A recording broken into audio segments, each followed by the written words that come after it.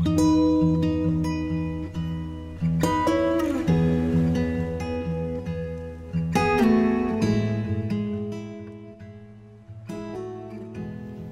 kasih atas waktunya. Salam buat semua Bapak Ibu Saudara semua seiman semuanya. Terima kasih saya mau menyaksikan cinta kasih Tuhan Yesus yang nyata pada kehidupan saya waktu saya sakit. Itu di tahun 2019, tepatnya tanggal 19 Agustus 2019. Saya itu sakit yang saya tidak tahu karena ya apa tuh badan saya itu sakit semua, lidah saya sakit. Kalau mau minum apa itu kok rasanya pahit, minum air putih apa pahit. Makanya saya sudah tiduran di rumah itu sampai 1 minggu tapi tidak ada perubahan.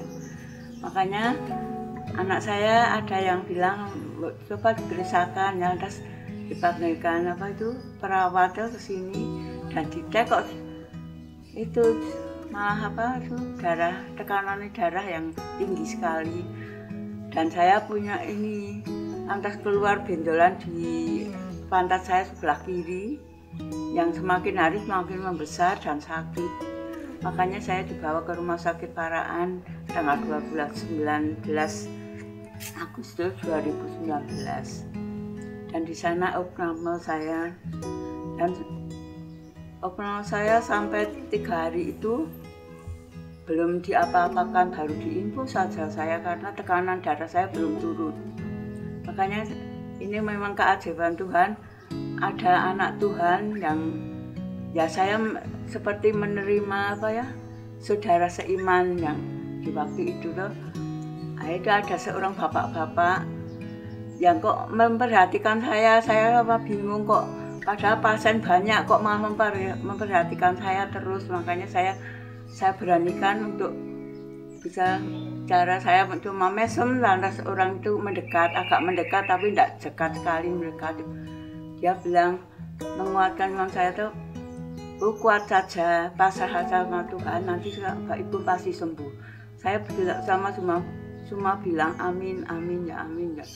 Lantas dia terus menguatkan saya, tidak apa-apa Bu, saya saja sakit gula sudah 7 tahun.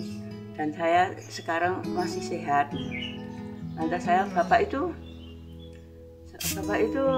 atas sering kontrol. Saya kira kontrol, dia enggak, saya enggak sering kontrol. Saya cuma minum jus alpukat sama buncis setiap hari Bu.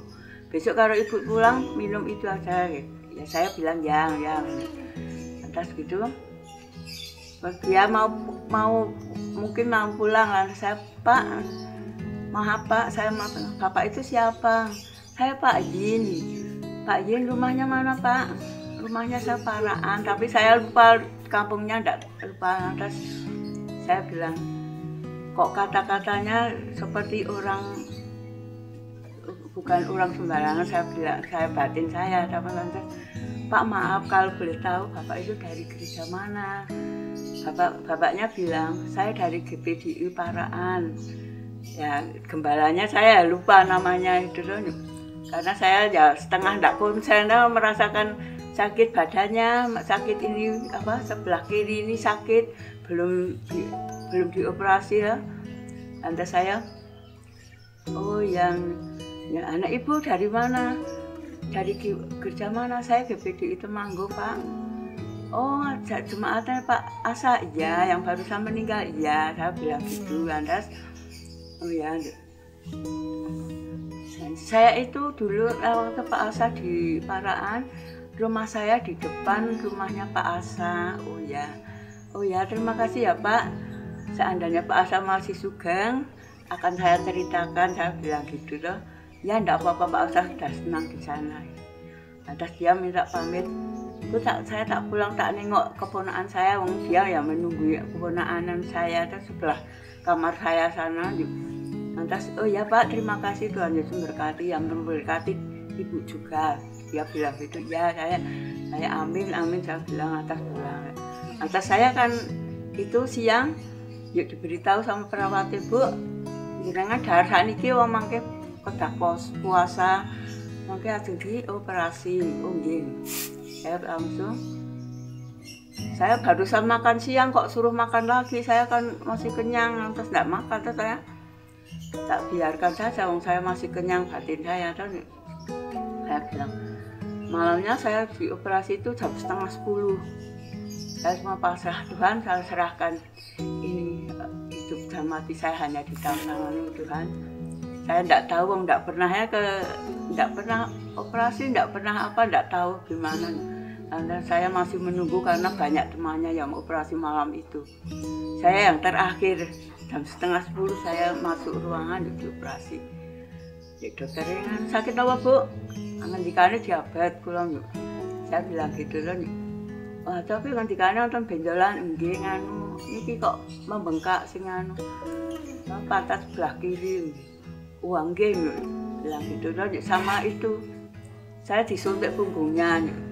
Lantas dia bicara, saya enggak tahu kalau ini loh disobek apa, enggak tahu kan ini. Tapi yang kan dua perawatnya,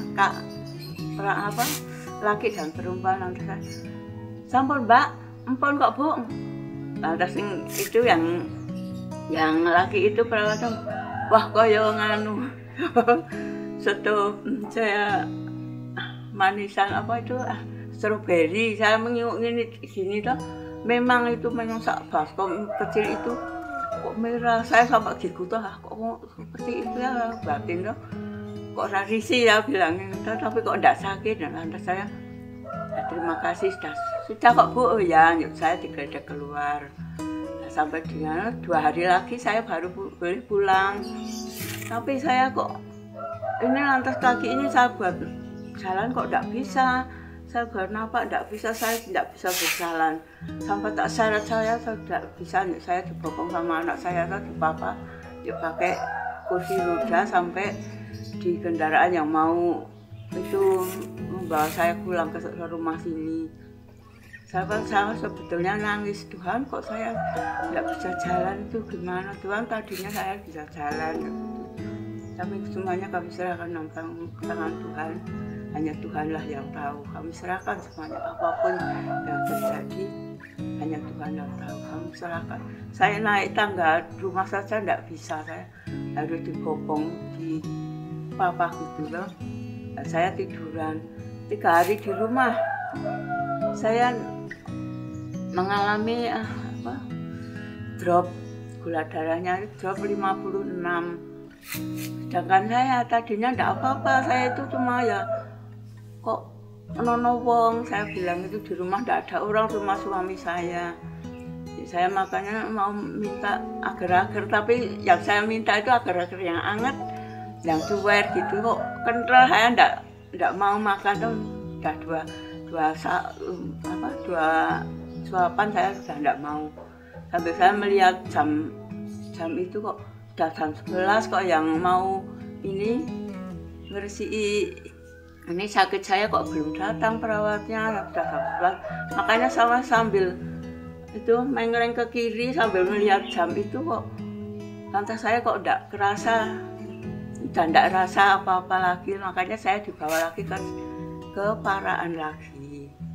Makanya dengan itu ya di rumah sudah enggak enak kok begitu.